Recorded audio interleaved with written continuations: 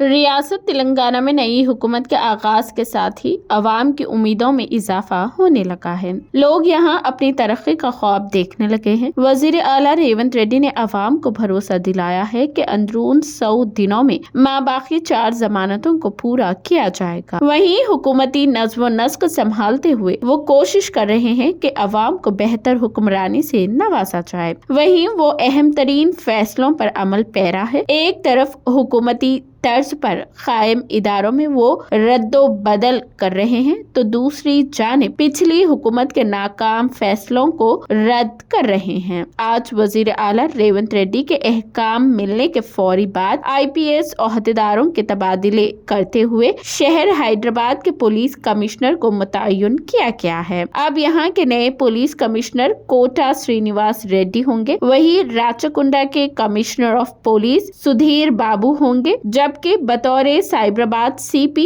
اویناش موہنتی ہوں گے۔ وہیں سابق کمشنر آف پولیس سندیپ شنڈالیا کو تلنگانہ نارکوٹک کے بیورو ڈائریکٹر بناتے ہوئے بھیج دیا گیا ہے۔ بتایا جا رہا ہے کہ ریاست تلنگانہ میں لا اینڈ آرڈر کے نظم و نسق کو بہتر بنانے کے لیے یہ تبادلے عمل میں لائے گئے ہیں۔ انتخابی نتائج کے منظر عام پر آنے کے بعد پہل کرتے ہوئے DGP انجنی کمار نے ریونت ریڈی کی قیام گاہ پہنچ کر انہیں مبارکباد دی تھی، لیکن کمشنر نے ضابطۂ اخلاق کی خلاف ورزی قرار دیتے ہوئے انہیں معطل کر دیا تھا اور دیگر افسران کو وجہ بتاؤ نوٹس جاری کی تھی۔ تاہم نئی حکومت کے قیام کے 10 دنوں میں ہی انجنی کمار کی معطلی کو بحال کر دیا گیا ہے۔ اب یہاں یہ دیکھنا دلچسپ ہوگا کہ انہیں حکومت کس عہدے پر فائز کرے گی۔